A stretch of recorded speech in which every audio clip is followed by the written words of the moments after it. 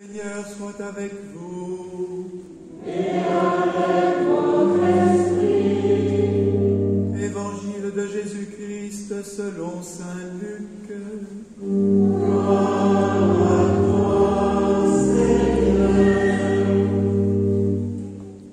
En ce temps-là, l'ange Gabriel fut envoyé par Dieu dans une ville de Galilée appelée Nazareth, à une jeune fille vierge, accordée en mariage à un homme de la maison de David, appelé Joseph. Et le nom de la jeune fille était Marie.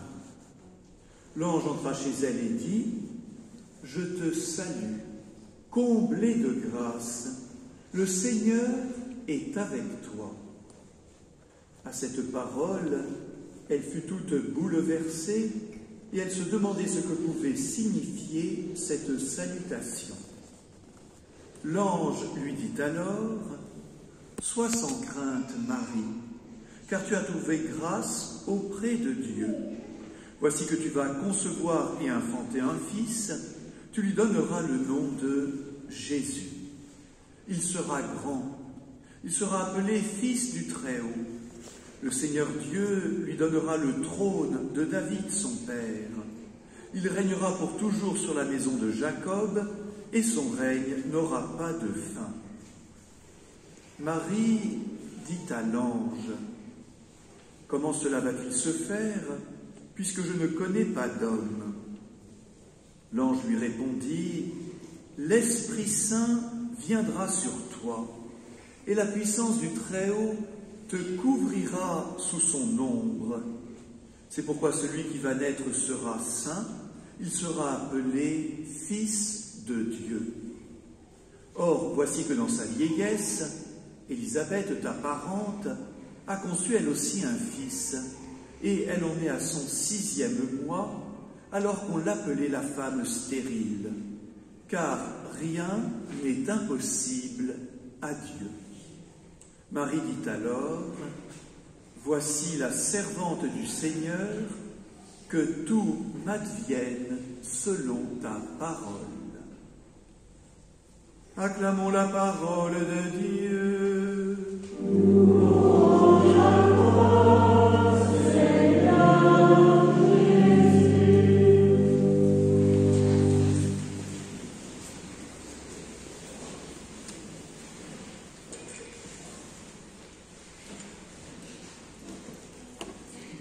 Saint Paul nous l'a dit, cet évangile est la révélation d'un mystère gardé depuis toujours dans le silence. Un mystère gardé dans le silence, ce mystère, c'est Jésus lui-même. C'est sa venue, sa naissance, première étape d'une révélation entièrement nouvelle et à la fois préparée dans l'Ancien Testament. Alors les peintres composent des tableaux avec des couleurs. Eh bien ici l'annonce à Marie est ce chef-d'œuvre de la grâce que Dieu lui-même a peint avec les couleurs de la grâce. Et nous sommes invités, frères et sœurs, à contempler, à regarder attentivement ce tableau. Alors pour nous, c'est une première difficulté. Maintenant, dans la société d'aujourd'hui, les images passent à toute vitesse. Et j'ai remarqué que dans un musée, la difficulté, souvent, c'est de nous poser devant un tableau et d'arrêter de zapper. De nous poser. De contempler ce merveilleux tableau que tant de peintres ont peint à leur tour, Fra Angelico et tellement d'autres, de cette annonce de l'ange à Marie. Contempler pour nous imprégner. Je fais remarquer d'abord que ce tableau est vraiment un tableau mystique. Ce n'est pas un tableau qui cherche à être réaliste ou historique. On ne nous peint pas le décor, rien ne nous est dit des circonstances dans lesquelles l'ange s'est présenté à la Vierge Marie.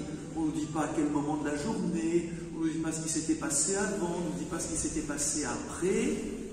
L'auteur sacré, Saint Luc, veut nous faire contempler ce moment de pure grâce, de pure présence de l'ange à Marie. Alors commençons par contempler l'ange, puis après bien sûr nous contemplerons Marie. L'ange entra. Qu'est-ce qu'on fait avant d'entrer chez les gens? On frappe. Est-ce que l'ange a frappé à la porte? Non. Est-ce que l'ange est impoli? Non. Alors pourquoi n'a-t-il pas frappé avant d'entrer? Parce que Marie a disposé un petit panneau à l'entrée de son cœur où il est marqué « Entrez sans frapper ». Entrez sans frapper. Je suis prête. Je suis toute disposée envers Dieu. Seigneur, tu n'as pas besoin de frapper. Tu es chez toi. Entre. L'ange est entré sans frapper puisque Marie était toute disposée à l'accueillir. Et l'ange va parler dans ce silence intérieur. Il n'a pas besoin, comme par exemple souvent dans l'Ancien Testament, d'agiter le tonnerre, les éclairs, des tremblements de terre pour nous réveiller. Marie est toute éveillée à la présence de Dieu et l'ange n'a plus qu'à parler avec délicatesse. Réjouis-toi, je te salue, comblée de grâce, le Seigneur est avec toi. Et frères et sœurs, il y a un parfum d'allégresse, il y a un parfum de cette grâce de Dieu qui flotte dans les airs et qui entoure ce dialogue mystérieux de l'ange et de Marie. Alors l'ange parle, Marie écoute, contemplons-la, contemplons Marie. Pourquoi Marie es-tu bouleversée par la parole de l'ange? Voyez, Marie est bouleversée un peu comme une toile toute prête à vibrer à la première résonance. Marie vibre tout entière de cette parole, elle en est toute bouleversée parce qu'en elle tout la touche quand l'ange lui porte la parole de Dieu. Et cette vibration la rend vibrante, la rend toute attentive. Que peut signifier cette salutation, se demande-t-elle? Eh bien, le mystère annoncé est celui d'une naissance. Et quelle naissance? Tous les mots utilisés par l'ange, fils du Très-Haut, trône de David, renvoient à l'attente d'un nouveau Messie, d'un vrai Messie, de ce Messie que Dieu envoie et que le peuple attend. Et Marie est fille de Sion, elle est aussi fille de ce peuple juif qui attend le Messie, et elle vibre tout entière à cette promesse.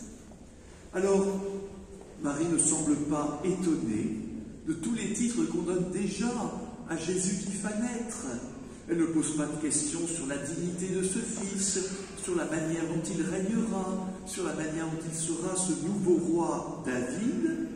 Mais j'ai envie de dire, ingénument et poliment, Marie rappelle à l'ange, qui n'a pas l'air d'être très au courant de nos affaires, que chez nous, pour qu'il y ait conception d'un enfant, voilà, il y a des manières à respecter, que l'ange ne semble pas connaître, peut-être parce qu'il est une créature purement céleste. Comment cela va-t-il se faire, puisque je ne connais pas d'homme? Et puis peut-être aussi parce que déjà, Marie veut se consacrer tout entière à ce projet de Dieu. Alors l'ange répond, c'est l'Esprit Saint. C'est la puissance de l'Esprit qui va féconder ton sein et faire naître en toi celui qui est le Fils de Dieu. Alors frères et sœurs, c'est pas la peine de nous poser des questions indiscrètes. C'est pas la peine de compulser nos manuels de sciences et vie ou de biologie. La puissance de l'Esprit qui est l'action même de Dieu peut tout. Rien n'est impossible à Dieu quand cette puissance de Dieu, quand l'Esprit Saint est accueilli dans nos vies. Car maintenant, nous arrivons au moment de suspense.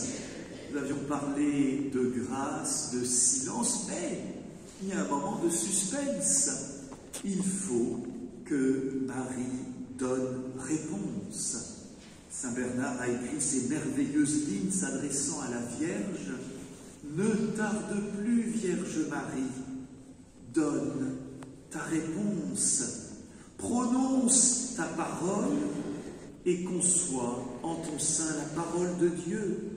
Aimez une parole passagère et étreint la parole éternelle. » Frères et sœurs, qu'il est beau de contempler la délicatesse du Seigneur Dieu, qui laisse notre salut dépendre de la parole de la Vierge Marie, c'est-à-dire, au fond, de notre parole. Bien sûr, Marie, c'est la Vierge Marie, c'est elle-même.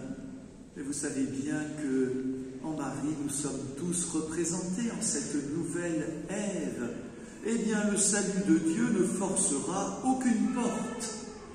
Rien du salut de Dieu n'adviendra sans le consentement de la Vierge Marie et sans notre consentement.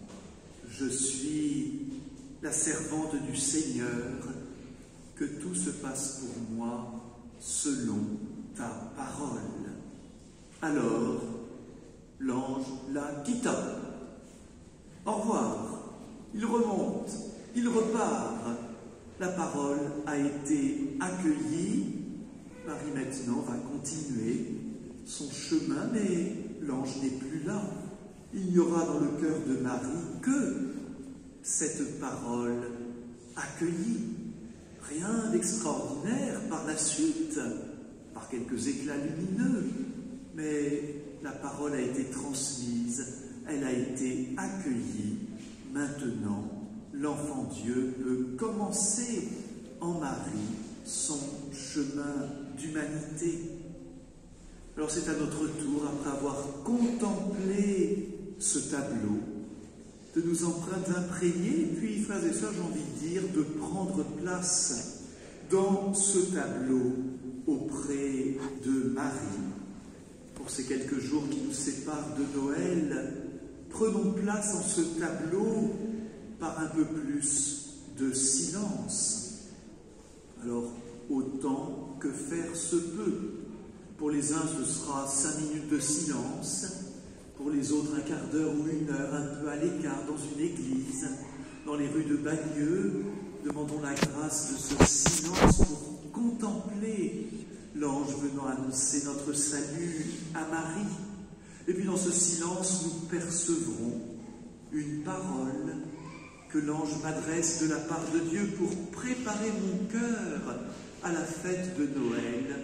Et alors, comme Marie, il nous sera donné de répondre « Je suis la servante, le serviteur de Dieu, que tout se passe pour moi, Seigneur, selon ta volonté, dans les moments de joie, comme dans les moments d'épreuve, dans les moments de vie familiale, comme dans les temps de deuil et de séparation.